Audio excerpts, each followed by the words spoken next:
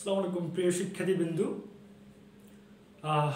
গত ক্লাসে আমরা বিশ্বগ্রামের ধারণা পার্ট 1 নিয়ে আলোচনা করছি। সেখানে আমরা আলোচনা করছি যে যোগাযোগ কী বা যোগাযোগ বলতে আমরা কী বুঝি। বিশ্বগ্রামের ধারণা আমাদের 11টি উপাদান যেহেতু আমরা আলোচনা করছিলাম যোগাযোগ নিয়ে। আজকে ইনশাল্লাহ আমরা কমপ্লিট করার চেষ্টা করবো পার্ট 2 কর্মসংস্থান থেকে সাংস্কৃতিক বিনিময় পর্যন্ত। আসো আজকে আমরা আলোচনা করি যে কর্মসংস্থান কী বা কর্মসংস্থান বলতে আমরা কি বুঝি। কর্মসংস্থান আমরা সবাই পড়াশোনা করতেছি যে আমাদের একটা উদ্দেশ্য আছে যে আমরা পড়াশোনা শেষ করার পরে একটা ব্যবসা বাণিজ্য করব অথবা একটা কর্ম করব, মানে একটা প্রফেশনের সাথে আমরা জড়িয়ে যাব। প্রফেশন, হ্যাঁ, জিজ্ঞেস করি ভাই আপনি কি কাজ করেন, ঠিক আছে, যে আমি বলি যে ভাই আমি একজন শিক্ষক, এই যে আমি একজন শিক্ষক, এটা হলো কি আমার একটা প্রফেশন। এখন এই প্রফেশনটা আমাদের বিশ্বগ্রাম ধারণায় আমরা যে প্রফেশনের কথা আলোচনা করতেছি সেটা হবে আমাদের ইন্টারনেট ভিত্তিক প্রফেশন। আসলে একটু আমরা কর্মসংস্থান নিয়ে একটু আমি বোর্ডে তোমাদের জন্য একটু লিপিবদ্ধ করেছি সংখ্যাটি, একটু তোমরা একটু খাতায় লিখে রাখবে। কর্মসংস্থান বলতে আমরা বুঝতে পারছি যে এখানে কি পরিশ্রম বা কাজের বিনিময়ে টাকা, মানে প্রত্যেকটা মানুষেরই একটা উদ্দেশ্য থাকে, সেটা হলো আমার টাকা উপার্জন করতে হবে আমাকে। তাহলে আমার পরিশ্রম বা কাজের বিনিময়ে টাকা এমন সূত্রের উপর ভিত্তি করে দুটি পক্ষের মধ্যে একটি সম্পর্ক। একজন হবে আমার নিয়োগকর্তা আর একজন হবে কর্মচারী। একটা পক্ষ নিয়োগকর্তা আর একটা পক্ষ হলো আমার কর্মচারী। তাহলে দুটি পক্ষের মধ্যে আমাদের একটা সম্পর্ক। এই সম্পর্কটা হলো আমার কি টাকা উপার্জন করার সম্পর্ক, ঠিক আছে, নিয়োগকর্তা এবং কর্মচারী। এটা হলো আমার কর্মসংস্থান। এখন যে আমরা নিশ্চয়ই শুনে মানে অনেক সময় শুনতে পাই যে উদ্যোক্তা আসলে উদ্যোক্তা কি। এখন ইন্টারনেটের মাধ্যমে আপনি হচ্ছে যে উদ্যোক্তা হতে পারেন এখানে, ঠিক আছে। এখন উদ্যোক্তা বলতে আমরা কি বুঝি একটু আলোচনা করি আগে। যে হচ্ছে যে আপনার যেসব ব্যক্তি বা প্রতিষ্ঠান কোনো উদ্ভাবন বা প্রযুক্তিকে পণ্য সেবায় রূপান্তর করতে পারে তাদেরকে উদ্যোক্তা বলে। তো বলছে যে কোনো একজন ব্যক্তি বা যে কোনো একটা প্রতিষ্ঠান হতে পারে, সে কোনো একটা এমন একটা প্রযুক্তি সে উদ্ভাবন করলো, প্রযুক্তি মানে টেকনোলজি একটা উদ্ভাবন করলো, সেটা হতে পারে যে আমার পণ্য অথবা সেবা। সেবা বলতে আমরা বুঝি, হ্যাঁ, একটু আলোচনা করতে তখন বুঝতে পারবো তোমরা, যে আমাদের বিকাশ বা নগদ, রকেট আমরা নাম শুনেছি, এগুলো ইন্টারনেট ভিত্তিক একটি, এগুলো হচ্ছে আপনার ব্যাংকিং সিস্টেম ইন্টারনেট ভিত্তিক, সেটা ঠিক আছে। তো এখানে হচ্ছে আমরা প্রত্যেকটা বাজারে গেলে আমরা দেখি যে বিকাশের অনেক এজেন্ট বা নগদের অনেক এজেন্ট, কিন্তু এদেরকে কিন্তু বিকাশ টাকা দিয়ে রাখতেছে না, ওরা নিজেরাই বিকাশের এজেন্ট হয়ে আছে। ওরা হচ্ছে যে কি একটা কমিশন নিচ্ছে, যে হাজারে একটা কমিশন নিচ্ছে বিকাশ থেকে। এইভাবে সে ওখানে তার একটা কর্মসংস্থান সৃষ্টি হয়েছে, সে একজন বিকাশের এজেন্ট। তাহলে বিকাশটা হচ্ছে আমার কি একজন উদ্যোক্তা। বিকাশ নগর হলো আমার একজন উদ্যোক্তা। আমরা নিশ্চয়ই উবার বা ফাঠাওর নাম শুনেছি, যে উবার হচ্ছে আমার একটা গাড়ির অ্যাপস, ঠিক আছে, উবার। তো উবারে আসলে উবার কোম্পানি কোনো গাড়ি নেই, কোনো ড্রাইভার নেই। তো উবারে এগুলো কীভাবে করে? তো আমার একটা গাড়ি আছে, ধরো আমি উবারকে বললাম যে ভাই আমার একটা গাড়ি আছে, আমার কোনো ড্রাইভার নেই, তুমি আমার গাড়িটা তোমার কাছে রাখো, তুমি আমাকে একটা মান্থলি একটা কমিশন দিও। আর আরেকজন আসে বলতেছে যে ভাই আমি তো গাড়ি চালাইতে পারি, কিন্তু আমার কোনো গাড়ি নেই, আমাকে একটা গাড়ি দেন, আমি গাড়ি চালাই আর আপনাকে ডেইলি একটা কমিশন দিই আমি, ঠিক আছে, ডেইলি ভাড়া দিই। তো বললো ঠিক আছে, হ্যাঁ। তো এই একটা সিস্টেম যে তৈরি করে দিয়েছে দুইটা পক্ষ। এখানে একজন উদ্যোক্তা হলো কি আমার উবার, আর যে গাড়ি দিছে তারও কর্মসংস্থান সৃষ্টি হয়েছে, এমনকি যে চালাচ্ছে তারও কর্মসংস্থান সৃষ্টি হয়েছে। এছাড়া আমরা যে কুরিয়ার সার্ভিস আমাদের যে পাঠাও, নাম শুনেছি পাঠাও। তো পাঠাওতে হচ্ছে যে পাঠাওয়ার কোনো পণ্য নেই, ঠিক আছে, বিভিন্ন কোম্পানির যে পণ্যগুলো তারা সেগুলো অনলাইনে মাধ্যমে সেল করতেছে, অনলাইন শপ আমার দারাজ আমরা নাম শুনেছি। তো এগুলো তো হচ্ছে যে আমরা পণ্যগুলো কী করি, অর্ডার করার পরে আমরা হচ্ছে যে হোম ডেলিভারি দিই, যে দারাজ বলো ঠিক আছে আমি তোমাদের বাড়িতে নিয়ে পৌঁছা দিব। দারাজও কিন্তু একজন উদ্যোক্তা, সেটা আলোচনা করতেছি আমি একটু পাঠাও নিয়ে। তো পাঠাওয়ার মাধ্যমে যে মানুষ বাড়ি পৌঁছা দিয়েছে, যে যারা পৌঁছা দিচ্ছে বিভিন্ন জায়গায় যে ডেলিভারি ম্যান, তাদের একটা কর্মসংস্থান সৃষ্টি হয়েছে। এটা একমাত্র কে করছে, যে পাঠাও করছে, ঠিক আছে। এখন ইন্টারনেট ভিত্তিক আমাদের অনেকগুলা যে কর্মসংস্থান আছে, আমি একটু আলোচনা করবো তোমাদেরকে। যে মেইন বিষয়টা আজকে সেটা হলো, তোমরা একটু সময় করে লিখে নিও, আমি মুছে ফেললাম এখন। যে আমাদের যে আউটসোর্সিং, আমরা সবাই নাম শুনছি যে আউটসোর্সিং,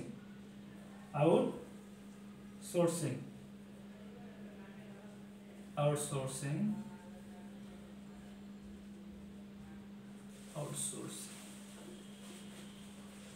হ্যাঁ, এই আউটসোর্সিং অর্থ হলে আমার বহির উৎসরণ। বহির উৎসরণ,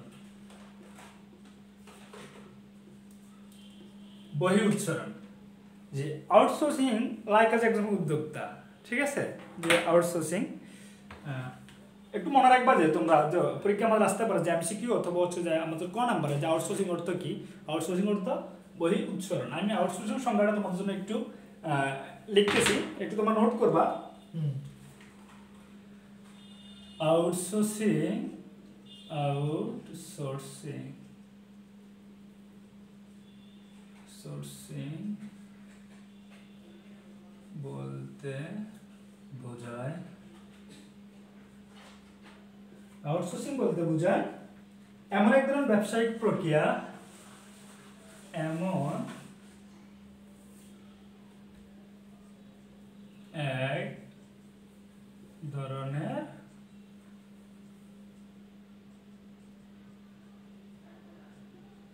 ব্যবসায়িক প্রক্রিয়া। তাহলে আউটসোর্সিং বলতে বোঝায় এমন এক ধরনের ব্যবসায়িক প্রক্রিয়াকে বোঝায়, ঠিক আছে, প্রক্রিয়াকে বোঝায় যার মাধ্যমে কোনো ব্যবসা প্রতিষ্ঠান, যার মাধ্যমে কোনো ব্যবসা প্রতিষ্ঠান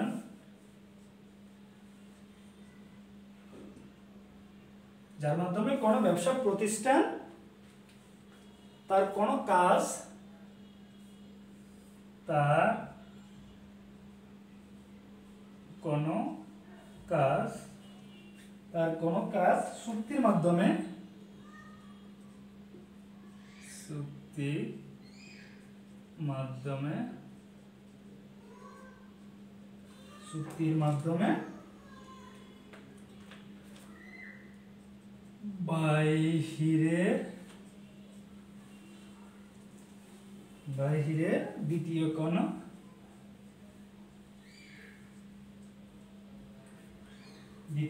ব্যবসা প্রতিষ্ঠানকে, দ্বিতীয় কোনো ব্যবসা,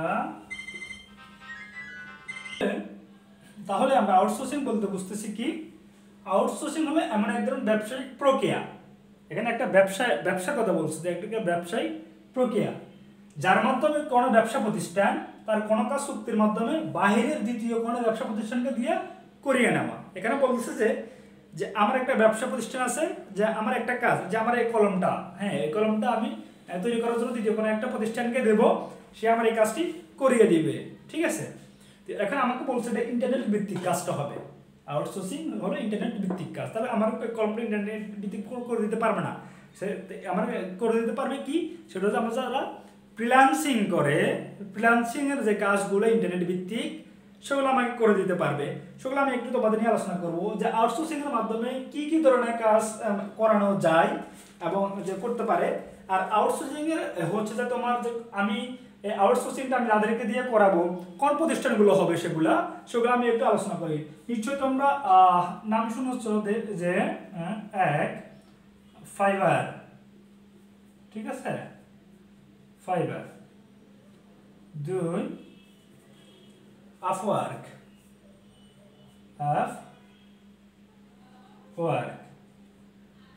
তিন ফ্রিল্যান্সার,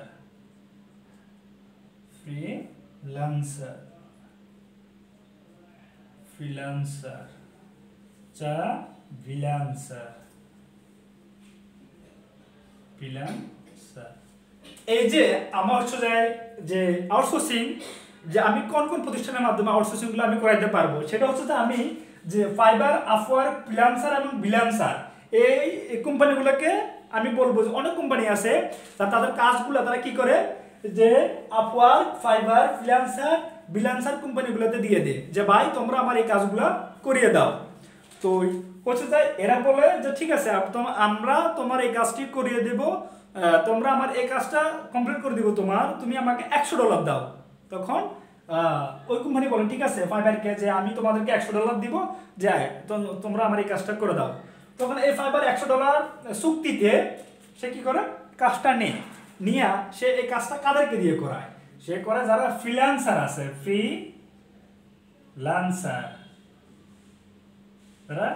ফ্রিল্যান্সার এই ফ্রিল্যান্সার যারা তাদেরকে দিয়ে করে, ঠিক আছে। এখন ফ্রিল্যান্সার কারা? ফ্রিল্যান্সার হচ্ছে আমাদের মতন যে সকল ব্যক্তি যারা ইন্টারনেটের মাধ্যমে আউটসোর্সিং এ গিয়ে যে ফাইবার ফ্রিল্যান্সার যে অ্যাপসগুলো আছে বা যে ওয়েবসাইটগুলো আছে সেগুলোতে যে ফ্রিল্যান্সাররা তাদের কাজটা নেই।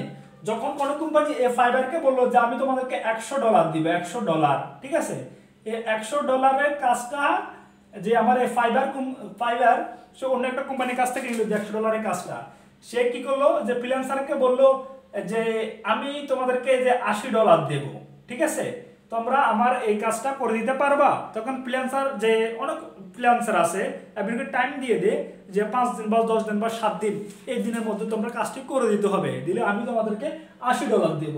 তখন ফ্রিল্যান্সার এই সপ্তাহে রাজি হয়, ফ্রিল্যান্সার তার কাজটা করে দেয়। তখন ফাইবারকে যে এই ফাইবার পরে কি করে ওই কোম্পানিকে বুঝিয়ে দেয় যে ধরো তোমার কাজটি হয়ে গেছে তোমরা নিয়ে নাও, হ্যাঁ। তখন এই কোম্পানিকে দিলে কত $100 আর ফ্রিল্যান্সারে পাইলে কত $80, মাঝখানে ফাইবারের $20 লাভ, ঠিক আছে। এটা হচ্ছে আউটসোর্সিং সিস্টেম।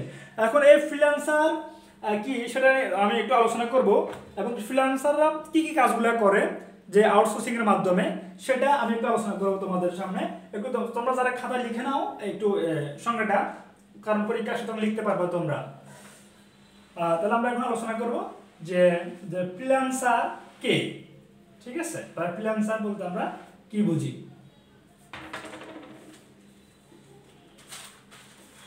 ফ্রিল্যান্সিং, ঠিক আছে, যারা ফ্রিল্যান্সার তারা ফ্রিল্যান্সিং করে, তাহলে আমরা একটু দেখি যে ফ্রিল্যান্সিং বলতে আমরা কি বুঝি। ফ্রিল্যান্সিং বলতে বোঝায় যে মুক্তভাবে বা স্বাধীনভাবে যে কোনো কাজ করাকে আমরা বুঝি। যে ওষুধে আমাকে, যেমন আমি আমি যদি কোনো একটা অফিসে জব করি, যে আমি ধরো আমি কোনো একটা অফিসের অ্যাকাউন্টেন্ট, সকালে আমাকে 9টা বাজে অফিসে যেতে হবে, তারপর অফিসের কাজ বসের যেভাবে কাজগুলো দেয় সেভাবে সবগুলো শেষ করে তারপর দেখা গেছে 4টা বা 5টা বাজে আমাকে কাজটা শেষ করে বাসায় ফিরতে হবে, ঠিক আছে। এখন ফ্রিল্যান্সার যারা তাদের সেরকম না, তারা কাজটা নিছে, তাদেরকে সপ্তাহ দেওয়া হয়েছে যে 5 দিন বা 7 দিন, ঠিক আছে। এখন তার মন চাইলে যে আমি একটু সকালে করবো, একটু রাতে করবো, একটু দিনে করবো, ঘুমাই করবো, শুয়ে করবো, তার যেভাবে মন চায় সে সেভাবে করতে পারবে, যখন মন চায় সে সেভাবে করতে পারবে। এই জন্য বলছে যে ফ্রিল্যান্সিং বলতে বোঝায় যে মুক্ত বা স্বাধীনভাবে কাজ করাকে বোঝায়, মুক্ত বা স্বাধীনভাবে কাজ করাকে বোঝায় ফ্রিল্যান্সিং। কিভাবে তার সংজ্ঞাটা কি হবে আমার? ফ্রিল্যান্সিং বলতে বোঝায়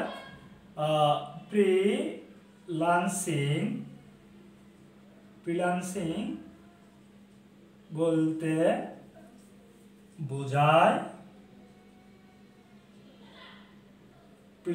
বলতে বোঝায় মুক্ত বা স্বাধীনভাবে কাজ করা, মুক্ত বা স্বাধীনভাবে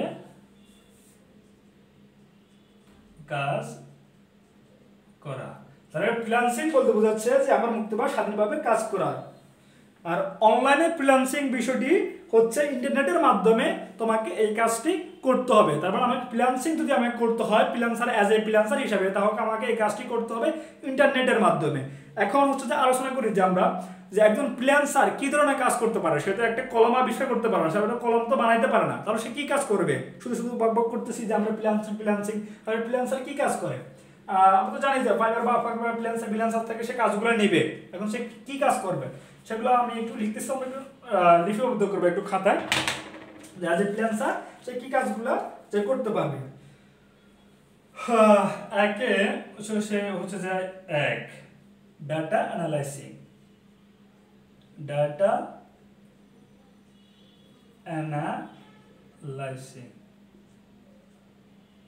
তাহলে ফ্রিল্যান্সার কি কাজ করে? এক ডাটা অ্যানালাইসিং, দুই copy writing,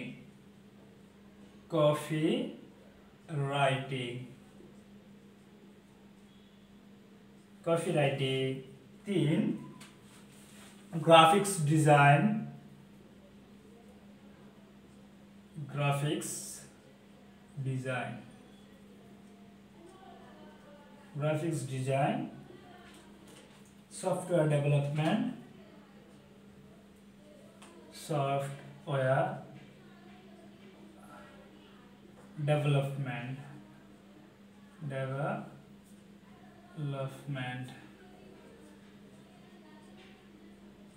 software development, affiliate marketing,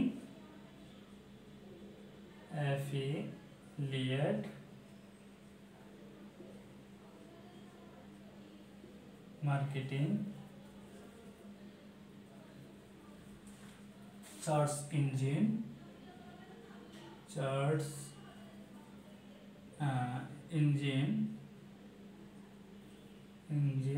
optimization,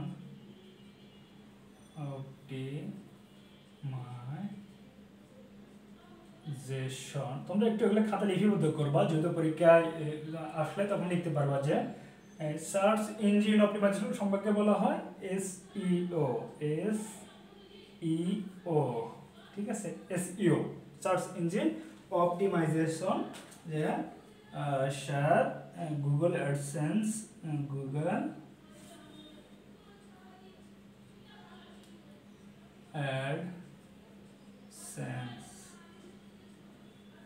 AdSense. আর যদি আমরা লিখি তাহলে বলতে পারি যে রিসার্চ অ্যান্ড সার্ভে,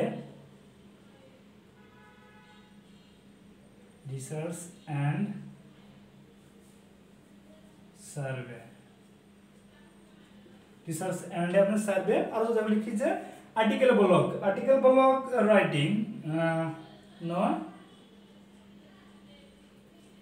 আর্টিকেল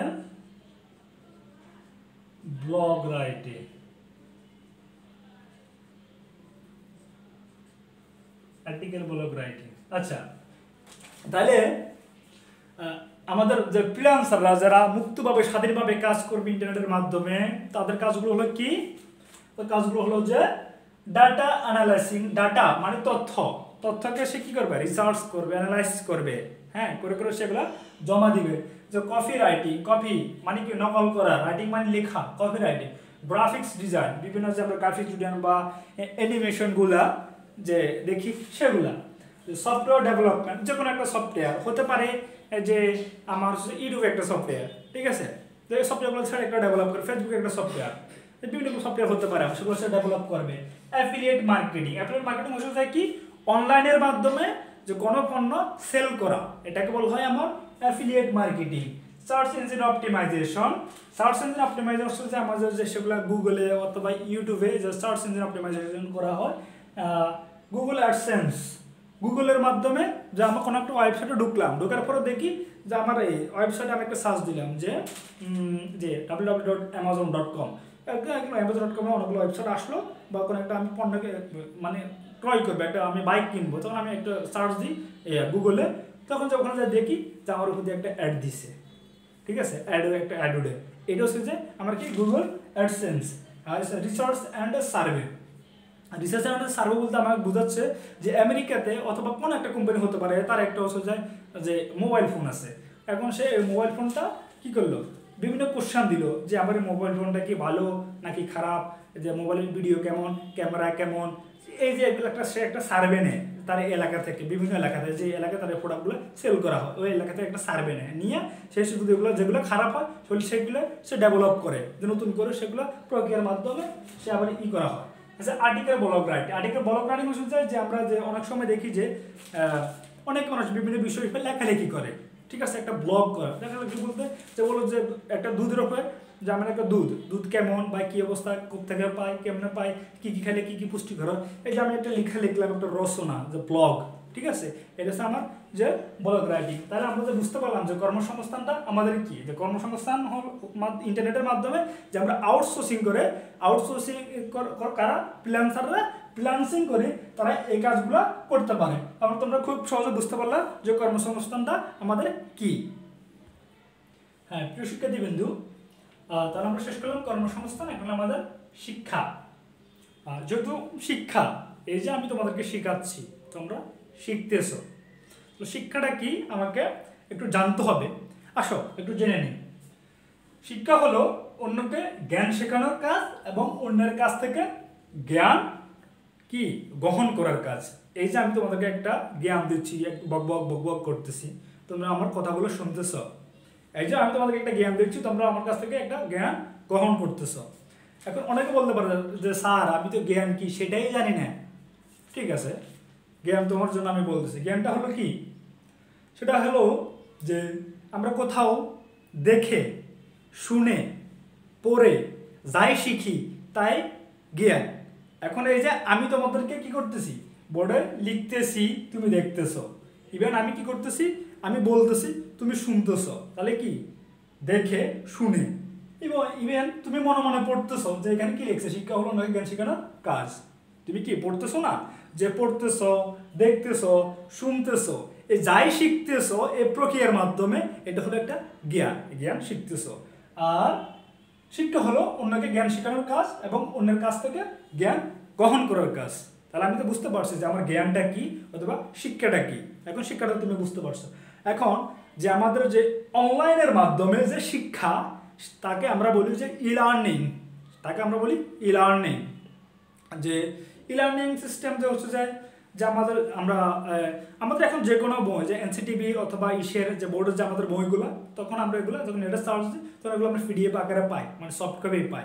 ঠিক আছে, তো অনলাইনের মাধ্যমে যে শিক্ষা প্রদানটা করা হয়, যে আমি তোমাদেরকে এখন যে ইউটিউবের মাধ্যমে শেখাচ্ছি, যে ক্লাস শেখাচ্ছি তোমাদেরকে, আমি পড়াচ্ছি, এটাই হচ্ছে আমাদের একটা কি ই লার্নিং শিক্ষা সিস্টেম। ই লার্নিং অনলাইনের মাধ্যমে সেটা, যে আসলে সংজ্ঞাটা আমি তোমাদের জন্য একটু সহজ করে লিখছি, যে গতানুগতিক শ্রেণীকক্ষ শিক্ষাদানের পরিবর্তে অনলাইনে শিক্ষক এবং শিক্ষার্থীদের মধ্যে ইলেকট্রনিক মাধ্যমে কম্পিউটার, ইন্টারনেট ও ওয়েব ব্যবহার করে শিক্ষা কার্যক্রম পরিচালনা করার পদ্ধতিকে ই লার্নিং বলে। তাকে ই লার্নিং, যে শিক্ষা অনলাইনের মাধ্যমে যে শিক্ষা, তা শিখতে হলে আমাদেরকে মাস্ট দুটি জিনিস লাগে। সেটা হলো আমরা একটা হচ্ছে মোবাইল বা কম্পিউটার লাগবে, আর অথবা আর হচ্ছে একটা ইন্টারনেট লাগবে। কারণ ইন্টারনেট না থাকলে তুমি আমার এই ক্লাসটা দেখতে পারবে না। ঠিক আছে, তাহলে তোমাকে আমার ইন্টারনেট এবং কি মোবাইল বা কম্পিউটার থাকতে হবে, আর যে বা ওয়েবের মাধ্যমে আমরা করতে পারি সেটা। তাও হচ্ছে কি, এটা হচ্ছে আমাদের অনলাইনে যে শিক্ষা। এখন ভাই যে গতানুগতিক কি, গতানুগতিক হচ্ছে আমার একঘেয়েমি, মানে একঘেয়েমি, একটানা, বিরক্তিকর। তো একঘেয়েমি শ্রেণীকক্ষ শিক্ষাদানের পরিবর্তে, বিরক্তিকর শ্রেণীকক্ষ শিক্ষাদানের পরিবর্তে, একটানা শ্রেণীকক্ষ শিক্ষাদানের পরিবর্তে অনলাইনে শিক্ষার্থীদের মধ্যে যে ইলেকট্রনিক মাধ্যমে, ইলেকট্রনিক হচ্ছে যে মোবাইল ফোন বা কম্পিউটারের মাধ্যমে, ইন্টারনেট ইউজ করে যে শিক্ষা কার্যক্রম পরিচালনা করা হয়, তাকে বলা হচ্ছে আমার ই লার্নিং শিক্ষা বা ই লার্নিং বলা হয়। ঠিক আছে, তাহলে আমরা ই লার্নিং কি বিষয়টা আমরা বুঝতে পারছি। ই লার্নিং এর যে আমরা মিনিংটা, সেটা হচ্ছে কি, ইতে ইলেকট্রনিক, ইতে হলো আমার ইলেকট্রনিক,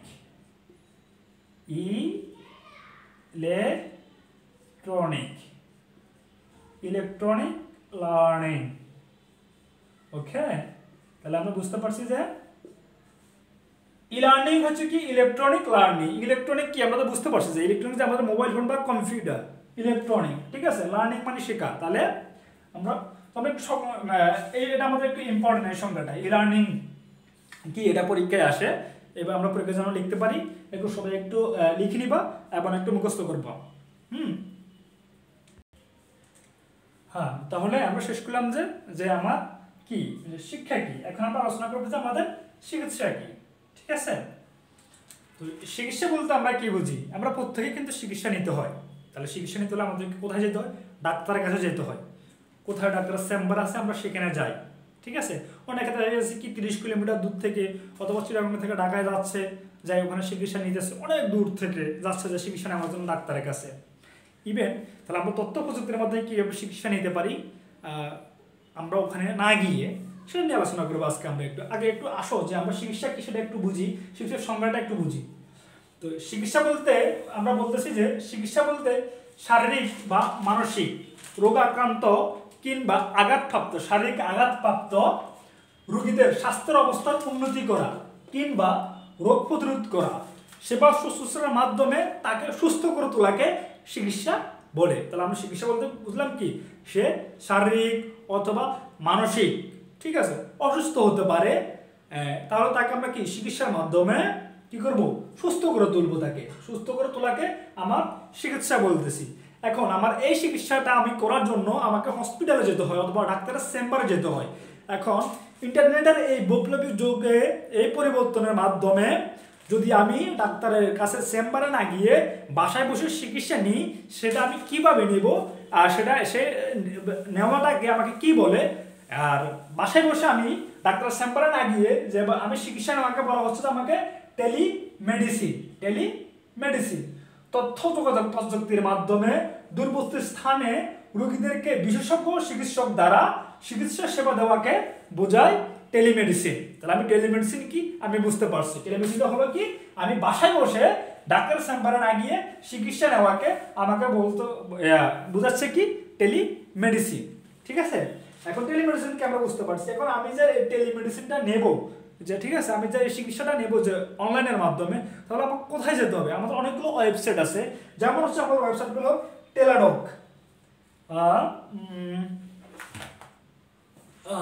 একটু আমরা ই করি যে টেলাডক, হ্যাঁ, একটা টেলাডক আমার ওয়েবসাইট। এখানে যাই কিন্তু আমি ঘরে বসে চিকিৎসা নিতে পারবো। এবং ম্যাবেন ক্লিনিক,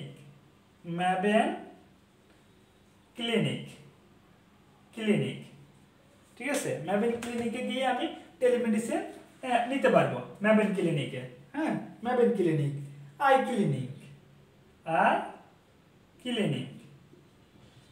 ক্লিনিকে নিতে পারবো। তো ডক্টর অন ডিমান্ড, যে আমার ওয়েবসাইটগুলো আছে, ডক্টর অন ডিমান্ড, আরো অনেকগুলো ওয়েবসাইট আছে, সেগুলোতে আমরা গিয়ে কিন্তু ডাক্তারের কাছ থেকে আমি চিকিৎসা নিতে পারবো। ঠিক আছে, এমডি লাইভে আছে, এমডি লাইভ আছে, আমার অ্যাপ অয়েল আছে, এগুলো কিন্তু আমাদের পরীক্ষা আসতে পারে যে যে কোন ওয়েবসাইট থেকে তোমার হচ্ছে যে টেলিমেডিসিন সেবাটি তুমি নিতে পারবা। ট্রিটমেন্ট অনলাইন আছে, যে ট্রিটমেন্ট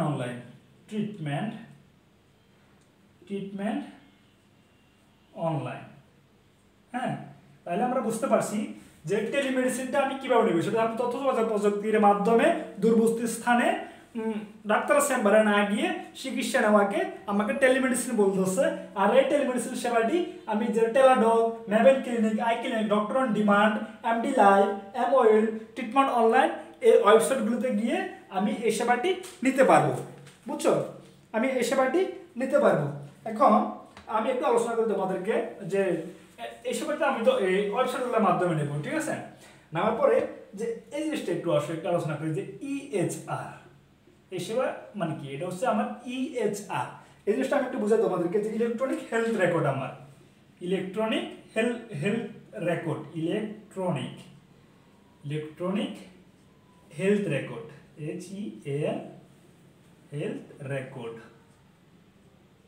তো আমরা বুঝি সবাই, তাই না, যে ইলেকট্রনিক হেলথ রেকর্ড। এটা হচ্ছে আমার যে আমি যে এই ওয়েবসাইটগুলোর মাধ্যমে চিকিৎসা নেব, তো তখন আমার যদি ওখানে সাপোজ ধরো আমার বয়স যখন যে 10 বছর, আমি চিকিৎসা নিলাম, এমনকি 20 বছরে আরো 5 বছর পর 15 বছর অবস্থা আবার আমি চিকিৎসা নিলাম, তখন ও ডক্টর বুঝতে পারবে যে আমার যে ইএইচআর, ইলেকট্রনিক হেলথ রেকর্ড চেক করে যে আমি আমার বয়স যখন 10 বছর ছিল তখন আমি এই চিকিৎসাটা নিয়েছি, কোন কারণে এই রোগ হয়েছিল, এই মেডিসিনগুলো আমি তখন খেয়েছিলাম।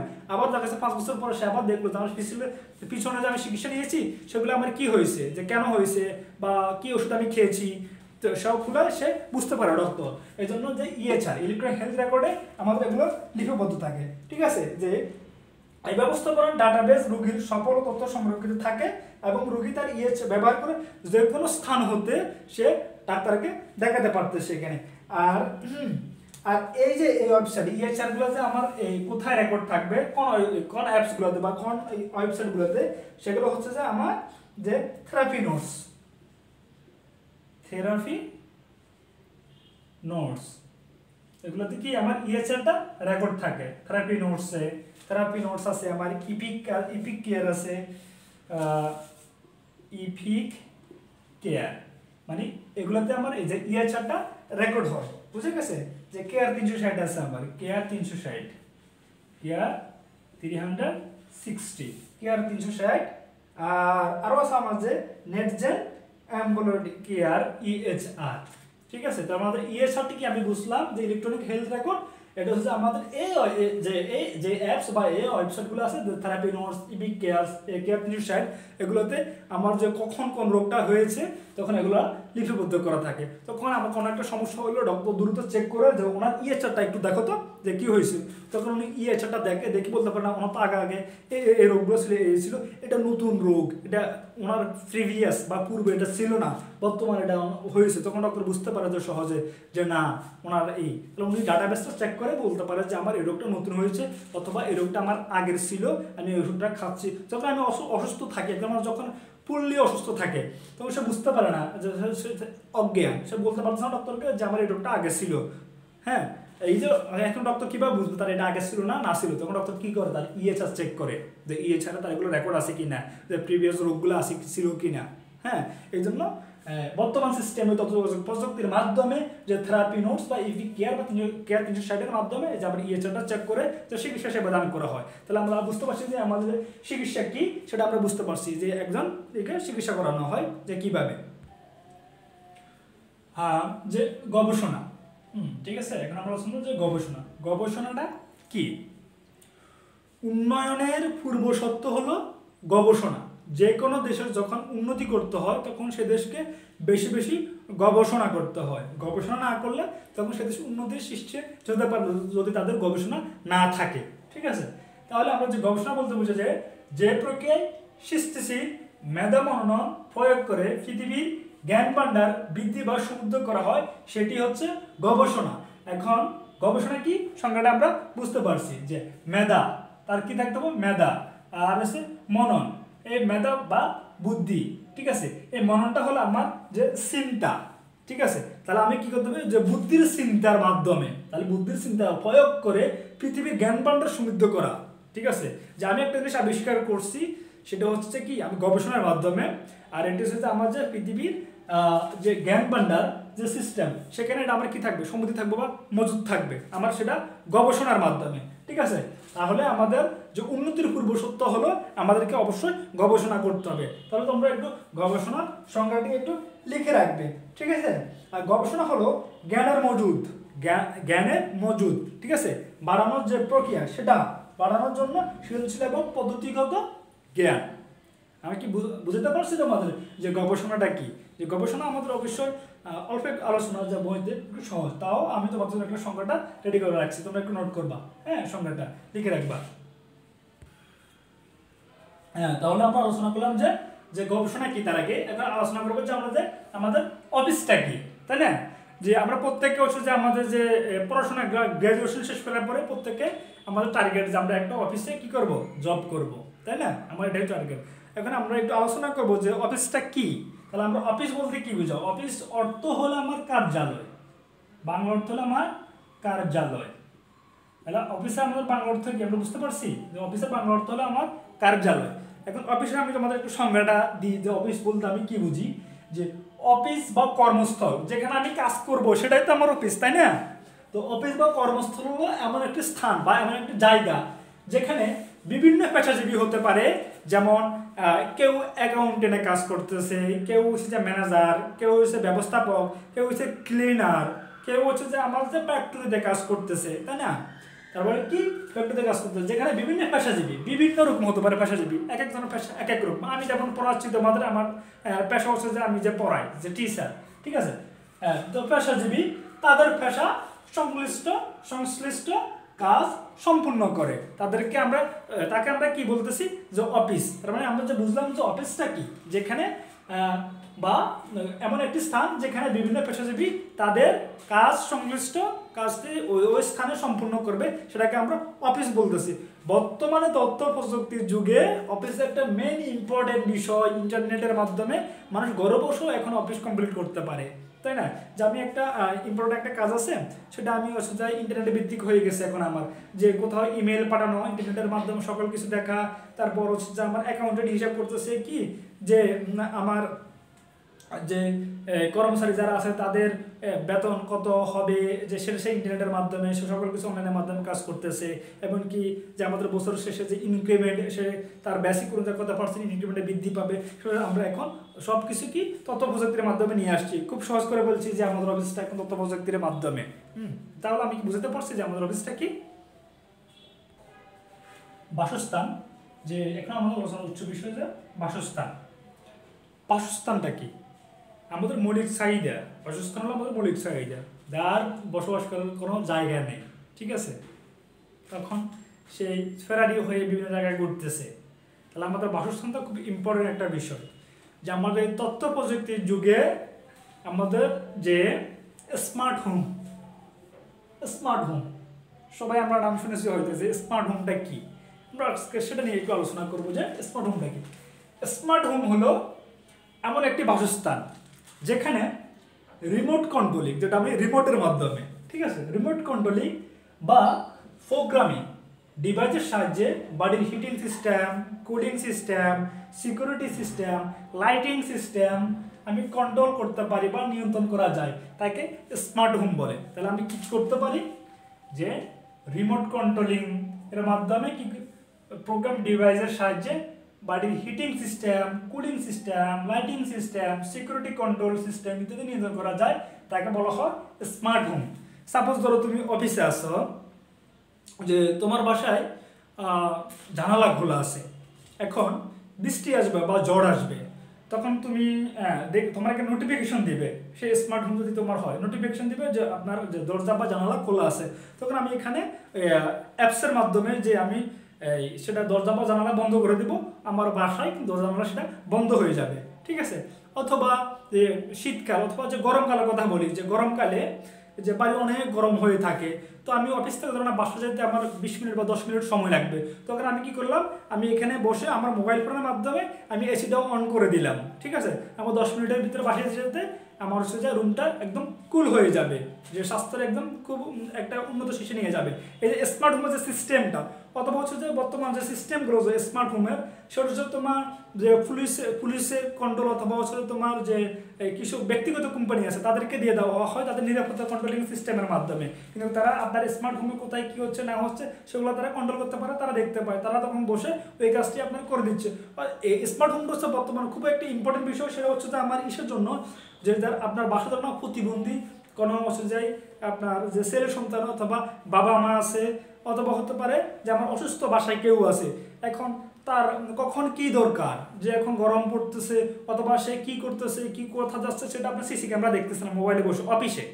আপনি যেটা অফিসে থাকি মোবাইল মতন দেখতেছেন যে আপনার ছোটো বাচ্চারা কোথায় যাচ্ছে, কি দৌড়তেছে, কি খাচ্ছে, তখন আপনার বাসা করলে বলতে পারবেন যে এই দেখো তো আমার বাচ্চাটা একটু ওয়াশরুমে চলে গেলো নাকি, পড়ে গেলো নাকি, তাকে ঠিক মতন খাবার দিচ্ছ নাকি, সেটা তুমি এখানে বসে আমরা বলতে পারি। এটা হলো স্মার্ট হোমের যে সিস্টেমটা, যে বৈশিষ্ট্যগুলো। তাহলে আমরা স্মার্ট হোম যে বিষয়টা, সেটা আমরা একমাত্র তথ্য প্রযুক্তির যে বৈপ্লবিক পরিবর্তন হয়েছে এর কারণে যে আমরা স্মার্ট হোম যে এখন যে সুবিধাটা ভোগ করতে পারছি, এটা একমাত্র তথ্য প্রযুক্তির মাধ্যমে হচ্ছে আমার।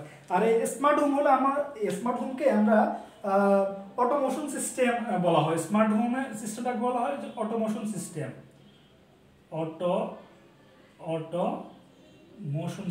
অটোমোশন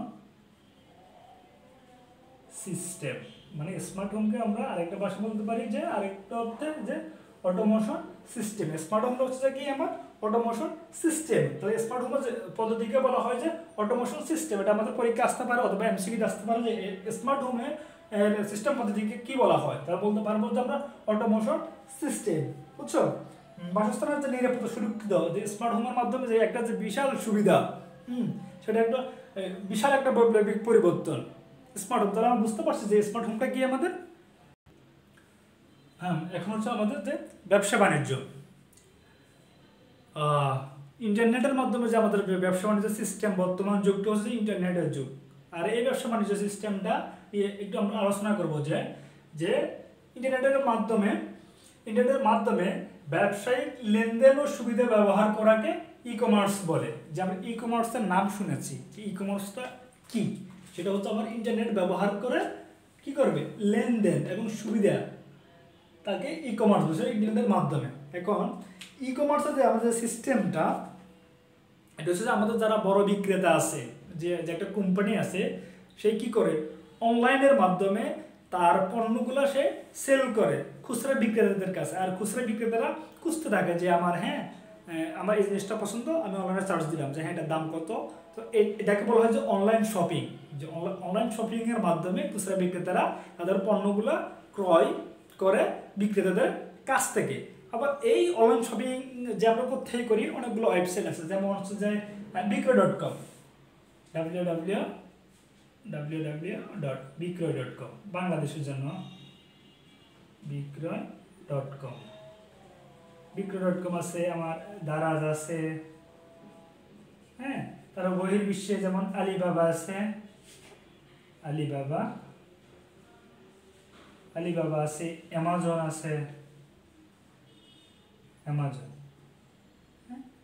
এই হচ্ছে আমাদের ব্যবসায়িক যে সিস্টেমটা বর্তমান যুগে, যে বেচা কিনার যে ধরনটা, সেটা ই কমার্স, যেটাকে আমরা বলি যে ই কমার্স, অনলাইন শপিং করে বিক্রয়.com থেকে, দারাজ থেকে, আলিবাবা থেকে, অ্যামাজন থেকে। এখানে হচ্ছে যে আমাদের ইচ অ্যান্ড এভরিথিং সব কিছু আছে, যে নিত্য প্রয়োজনীয় যা কিছু আমাদের দরকার সবই আমরা অনলাইনের মাধ্যমে আমরা এগুলো কি করতে পারি, ক্রয় করতে পারি। এবং যারা বড় বড় সেলার আছে তারা এগুলো বিক্রি করে কাদের মাধ্যমে, বিক্রয়.com, দারাজ, আলিবাবা, অ্যামাজন, এগুলো এক একটা ওয়েবসাইট। এদের কোনো প্রোডাক্ট নেই, যতগুলো প্রোডাক্ট আছে বড় বড় কোম্পানিদের, এই কোম্পানিগুলো এদের এখানে আসি একটা দোকান দেয়, ওই দোকানের মাধ্যমে তাদের খুচরা বিক্রেতার কাছে তারা কি করে, সেল করে। তাহলে আমরা কি ই কমার্স এবং যে অনলাইন শপিং যে সিস্টেমটা আমরা বুঝলাম, যে অনলাইন শপিং।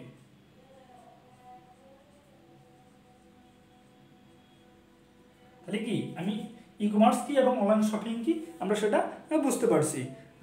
যে আসি যে আমরা এখন আমাদের হলো আলোচনা যে অনলাইন ব্যাংকিং। ঠিক আছে, যে আমি তো কেনাকাটা সিস্টেমটা বুঝলাম, যে ই কমার্সটা বুঝলাম, যে আমাকে একটু ব্যাংকিং সিস্টেমটা বুঝে লাগবে, যে অনলাইন ব্যাংকিং, অনলাইনের মাধ্যমে কিভাবে ব্যাংকিং সিস্টেমটা হয়।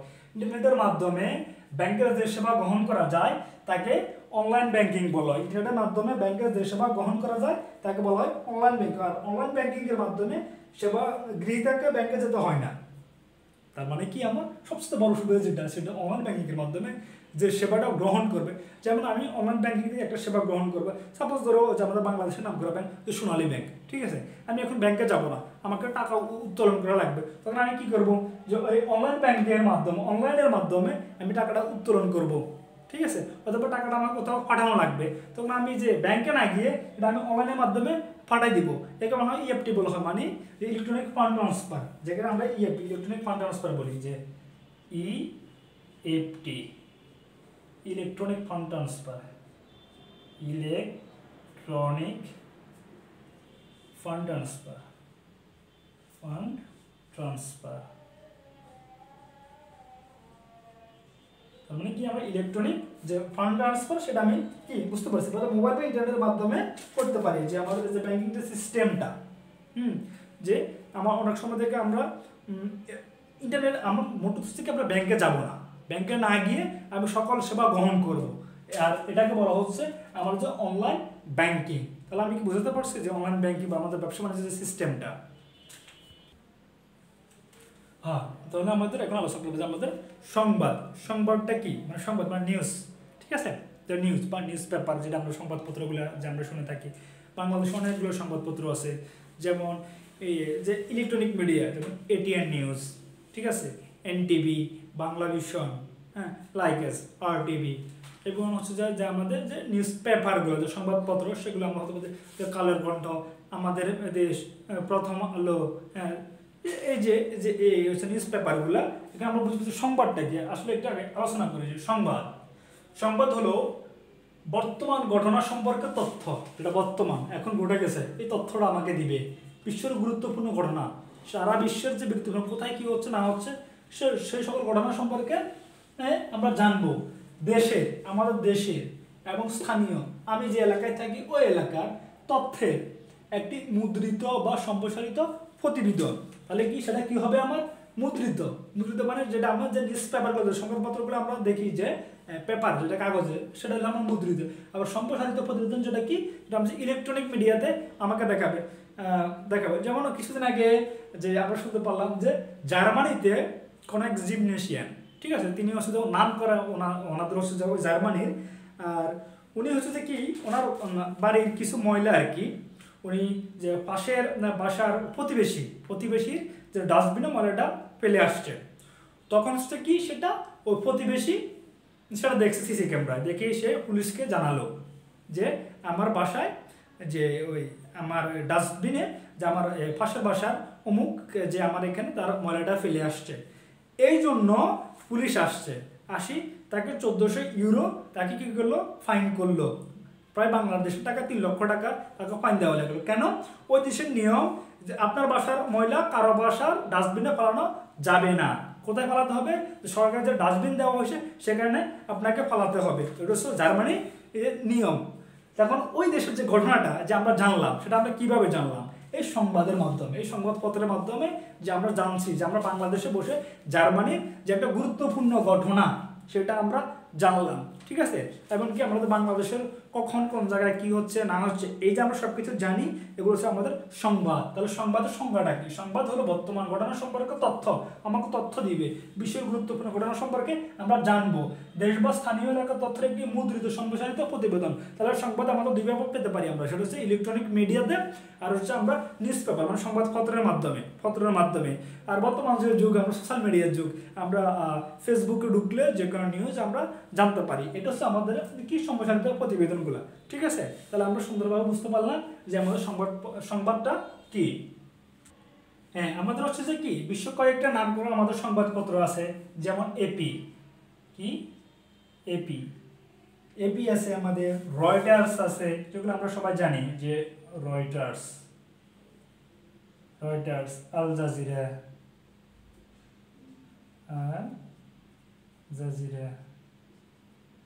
সিএনএন, আল জাজিরা আছে, সিএনএন আছে, সিএনএন ইত্যাদি। এগুলো আমাদের নাম করা, এগুলো আমরা সারা বিশ্বে আমরা কি যে কোনো সংবাদ সম্পর্কে আমরা জানতে পারি। তাহলে আমাদের এখন হচ্ছে কি বিনোদন ও সামাজিক যোগাযোগ, বিনোদন যেটা মানে এন্টারটেইনমেন্ট, ঠিক আছে, সামাজিক যোগাযোগ সোশ্যাল কমিউনিকেশন। এখন আমরা একটু জেনে নিই যে বিনোদনটা কি আমার, ঠিক আছে। তাহলে বিনোদন হলো এমন এক ধরনের কার্যকলাপ, মানে এমন এক ধরনের কাজ। তাহলে বিনোদন হলো আমার এমন এক ধরনের কাজ যা দর্শকের মনোযোগ ও আগ্রহ ধরে রাখে এবং আনন্দ দেয়। সেটা অডিয়েন্সকে কি করবে, অডিয়েন্সের যে আগ্রহ সেটা ধরে রাখবে এবং কি অডিয়েন্সকে আনন্দ দিবে। তখন তাকে আমরা কি বলবো যে এটা হচ্ছে আমার বিনোদন, মানে এন্টারটেইনমেন্ট, ঠিক আছে। তাহলে বিনোদন হলো এমন এক ধরনের কার্যকলাপ বা এমন এক ধরনের কাজ যা দর্শকের মনোযোগ ও আগ্রহ ধরে রাখে এবং আনন্দ দেয়, তাকে আমরা বিনোদন বলে। হ্যাঁ, এখন আসি আমি সামাজিক যোগাযোগটা কি?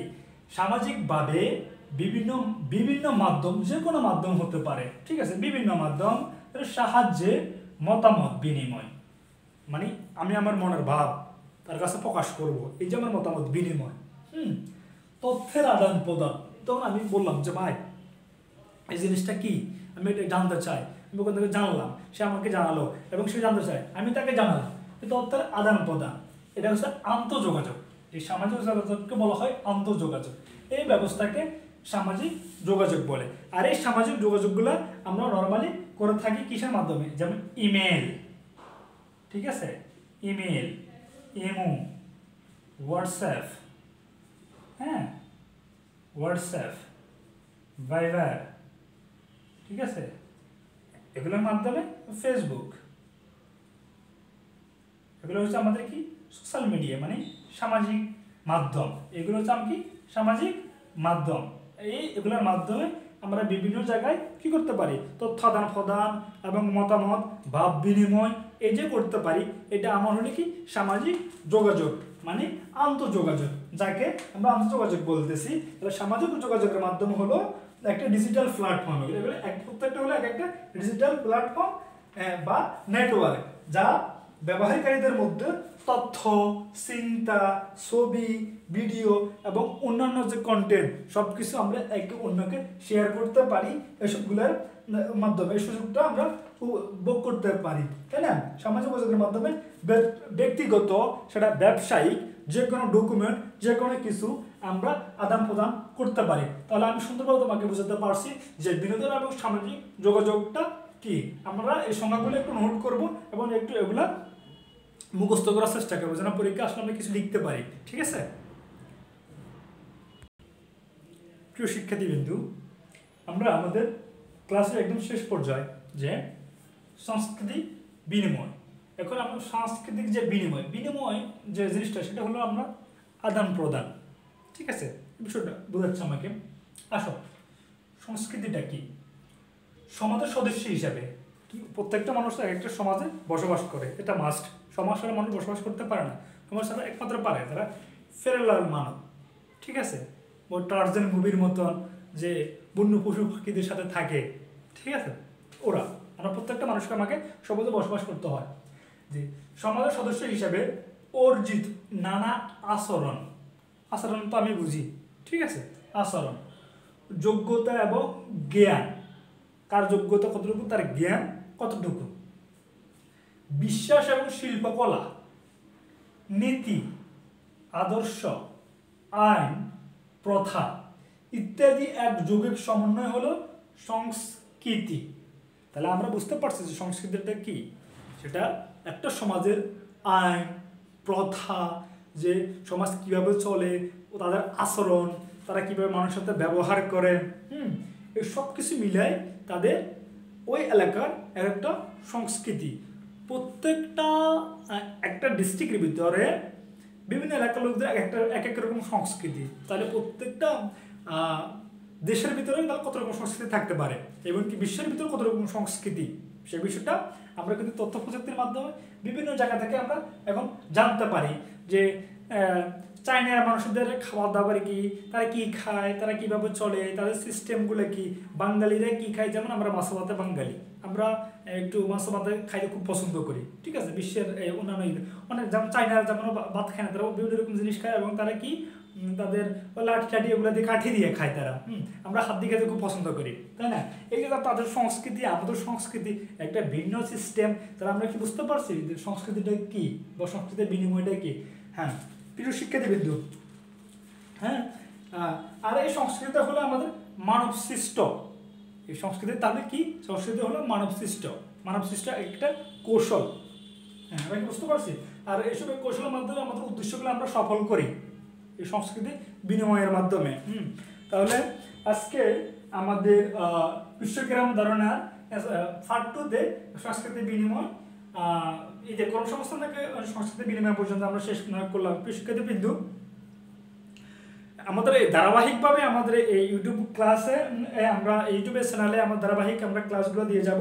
আজকে আমরা বিশ্বগ্রাম ধারণা শেষ করলাম পার্ট 2-তে এবং কি পরবর্তীতে আমরা পরবর্তী ক্লাসগুলো নিয়ে আসবো। আমাদের যে ক্লাসগুলো তোমরা যদি খুব দ্রুত মানে পেতে যাও তাহলে আমাদের চ্যানেলটা সাবস্ক্রাইব করে রাখবা। আজকে পর্যন্ত তোমাদের কাছ থেকে বিদায় নিচ্ছি যে তোমাদের শিক্ষক যে নুরুল।